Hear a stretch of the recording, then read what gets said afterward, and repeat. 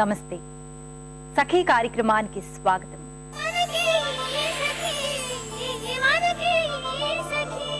మన చుట్టూ రకరకాల మనుషుల్ని మనం చూస్తూ ఉంటాం.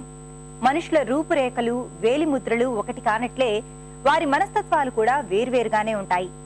నేను అనే భావన మనిషి మనసులో గూడు కట్టుకుని ఉన్నంతకాలం అన్ని విషయాలకి నేను, నాకు, నాది అనే ఆలోచనలే మూలమవుతాయి.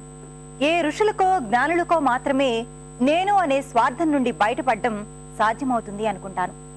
ఓసారి ఈ విషయం మా అమ్మగారితో మాట్లాడుతూ ఉంటే, నేను, నా వాళ్ళు అనే భావనే మనిషికి లేకపోతే ఈ ప్రపంచంలో ఇంత అభివృద్ధే జరిగేది కాదు. అయితే ఏదైనా మితిమీరితేనే ప్రమాదం అన్నారు. ఈ కార్యక్రమం తర్వాత మరిన్ని విషయాలు మాట్లాడుకుందాం.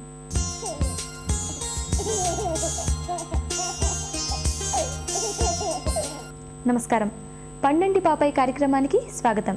సకులు, పిల్లలు లేరు అని డిప్రెషన్కి గురవుతున్న వారిని మోటివేట్ చేయడానికి, వారికి సలహాలు సూచనలు అందించడానికి మనతో పాటు ఉన్నారు ప్రముఖ గైనకాలజిస్ట్ శశికళ గారు. మరి ఆవిడని అడిగి మరిన్ని విషయాలు తెలుసుకుందాం. నమస్కారం శశికళ గారు. డాక్టర్ గారు చెప్పండి, అంటే ఇప్పుడు ప్రెగ్నెన్సీ కన్ఫర్మ్ అయ్యి వాళ్ళకి అబార్షన్ అయినా, ఒకవేళ పిల్లలు పుట్టలేదన్నా ఆ దంపతుల్లో పిల్లల మీద ఆరాటం ఎక్కువ ఉంటుంది, అలాగే వాళ్ళు ఎక్కువ మానసిక క్షోభకు కూడా గురవుతూ ఉంటారు. మరి అలాంటి వాళ్ళకి మీరు ఇచ్చే సలహా ఏంటి? ఈ రోజుల్లో సామాజికంగా చాలా మార్పులు వచ్చాయి. లాస్ట్ 40-50 సంవత్సరాల్లో. అంత మునుపు జాయింట్ ఫ్యామిలీ సిస్టమ్ ఉండేది. తర్వాత ఆడవాళ్ళు త్వరగా వివాహాలు చేసుకునేవారు.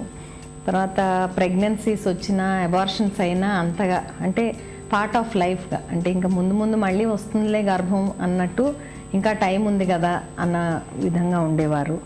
ఆ తర్వాత ఉద్యోగాల్లో కూడా ఆడవాళ్ళు అంత ఉద్యోగాలకు వెళ్ళటం, ఆ స్ట్రెస్ లేకుండా ఉండటం కూడా కొన్ని విధాల వాళ్ళకి గర్భం దాల్చడానికి వెసులుబాటుగా ఉండేది.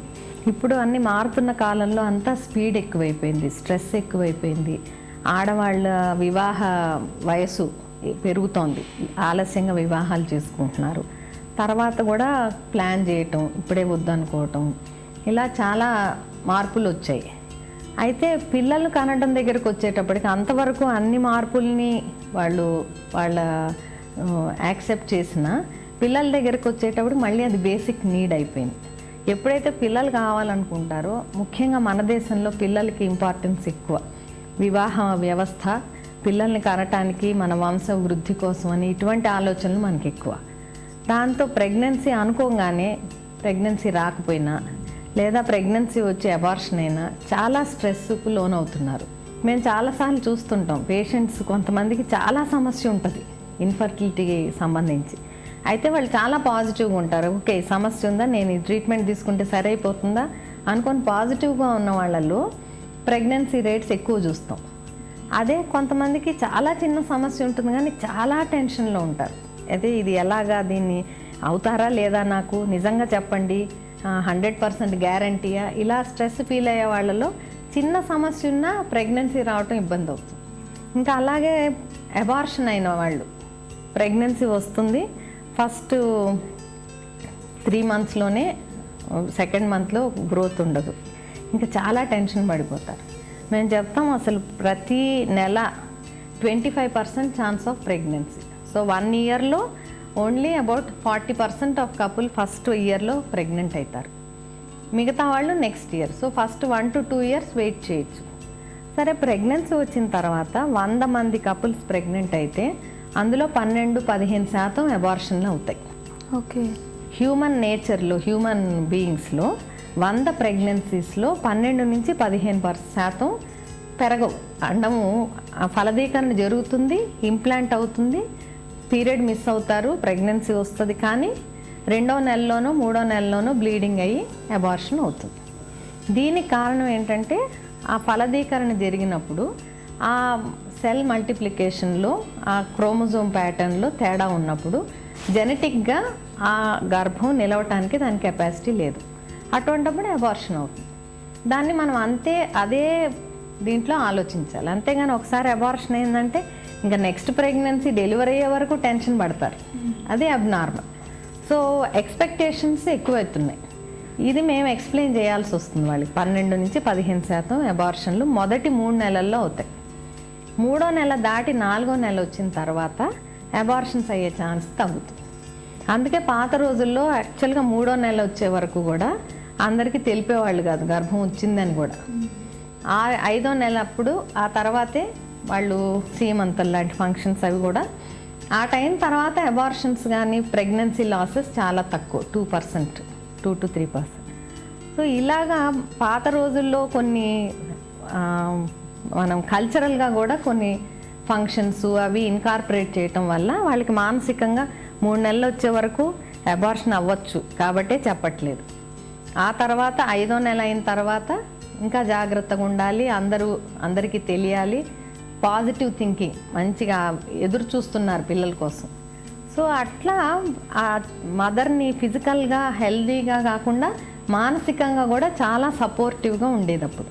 ఇప్పుడు అది ఉండట్లేదు. So it is more A nuclear family, లేదా వర్క్లో ఫ్రెండ్స్ కానీ వాళ్ళు చెప్పిన మాటలే తప్పించి ఇంట్లో పెద్దవాళ్ళు ఇది మంచిది, ఇది చేయాలి, ఇలా జరగచ్చు అని చెప్పే పరిస్థితులు లేవు. కాబట్టి ఆ రోజుల్లో ఫ్యామిలీ సపోర్ట్ ఉండటం వల్ల వీళ్ళకి మానసికంగా ఒత్తిడి లేకుండా వాళ్ళని 9 నెలలు జాగ్రత్తగా వాళ్ళని కేర్ తీసుకునే అవకాశం ఉండేది. ఇప్పుడు పక్కింటి వాళ్ళు, ఎదురింటి వాళ్ళు, ఆఫీస్లో వాళ్ళు తెలిసి తెలియకుండా చెప్పే విషయాల మీద ఎక్కువ వీళ్ళు ఇంపార్టెన్స్ ఇచ్చి ఇంకా ఎక్కువ బాధపడుతుంటారు. వాళ్ళకి ఇలా జరిగింది, నీకు ఇలా అవుతుందేమో, జాగ్రత్త అనటంలో ఇంకా స్ట్రెస్ ఎక్కువైపోతుంది.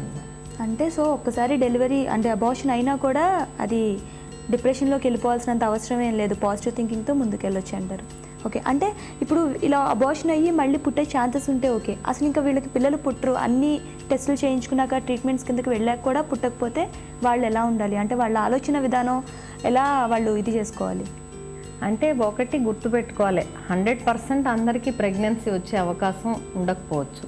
చాలా సమస్యలు, తీవ్రమైన సమస్యలు ఉండి ప్రెగ్నెన్సీ రాదు అన్న పరిస్థితి, అంటే అడినోమయోసిస్, గ్రేడ్ 4 ఎండోమెట్రియోసిస్, లేదా గర్భసంచి అసలు బాగలేదు, మరీ చిన్నగా ఉంది, లేదా 2 ఓవరీస్ తీసేశారు ఏదో సమస్య వచ్చి, ఇట్లాంటివి చాలా ఉంటాయి. అటువంటి వాళ్ళు ఏదో ఒక డెసిషన్ తీసుకోవాలంటే జీవితం అక్కడితో ఆగిపోయింది అనుకోకుండా ముందు ప్లాన్ చేసుకోవాలి. వాళ్ళ ఆర్థిక సామాజిక వాళ్ళ ఉన్న స్థితిగతుల్ని బట్టి ఒకవేళ వాళ్ళు సరోగేట్ మదర్ కోసం వెళ్ళగలిగితే సరోగేసీకో, లేదా వాళ్ళు అడాప్షన్కి వెళ్ళగలిగితే, ఐవీఎఫ్ ట్రీట్మెంట్లు కూడా డబ్బులు చాలకపోవచ్చు కొన్నిసార్లు, అంత డబ్బులు లేనప్పుడు అడాప్షన్ కూడా టైం తీసుకుంటుంది. మనం వెంటనే డెసిషన్ తీసుకుంటే 2-3 సంవత్సరాలు రిజిస్ట్రేషన్ చేసుకోవాలి, తర్వాత వెయిటింగ్ పీరియడ్ ఉంటుంది, అవన్నీ ఉంటాయి. లేదా ఏ ఫ్యామిలీ మెంబర్స్ ఎవరైనా దత్తత తీసుకోవటము, లేదా మెంటల్గా ప్రిపేర్ అయిపోవాలి. మనకి జీవితంలో వీ కెనాట్ హ్యావ్ చిల్డ్రన్, కాబట్టి brothers children, sisters children, nieces, నెవ్యూస్ని వాళ్ళని తమ సొంత బిడ్డల్లాగా వాళ్ళని చూసుకోవడం, వాళ్ళతో ఎక్కువ ఇంటరాక్ట్ అవ్వటం. ఎందుకంటే పేరెంట్స్ని ఎలా చూస్తారో అలాగ ఎక్స్టెండెడ్ ఫ్యామిలీని కూడా అదే ఇంపార్టెన్స్ మన దేశంలో ఇప్పటికీ ఉంటుంది. సో వాళ్ళతో బాగా ఉండటం, లేదా అనాథ పిల్లలతోటో, ఆర్ లైఫ్ స్టైల్ మోడిఫికేషన్, మనకి హాబీస్ డెవలప్ చేసుకొని దాని మీద ఎక్కువ కాన్సన్ట్రేట్ చేయటము, ఇలా చాలా పద్ధతులు ఉన్నాయి. అయితే వాటిని గురించి ఆలోచించి ఈ తలుపు మూసుకుంది కాబట్టి ఇంకో తలుపు తెరుచుకుంటుంది ఎప్పుడు కూడా. దీనివైపే చూస్తుంటే పక్కన ఉన్న తలుపు కనపడదు మనకి. So always widen your horizon, ఆలోచన సరళిని మార్చుకోవాలి, బ్రాడర్గా థింకింగ్ చేయాలి. బ్రాడర్ పర్స్పెక్టివ్తో ఆలోచిస్తే తప్పకుండా ఏదో ఒక సొల్యూషన్ కనపడుతుంది. ఓకే డాక్టర్ గారు, అంటే పిల్లలు లేని వాళ్ళకి మీ మాటలతో చాలా వరకు మోటివేట్ అవ్వాలని వాళ్ళు ఆశిస్తున్నాం. Thank you very much. నమస్తే.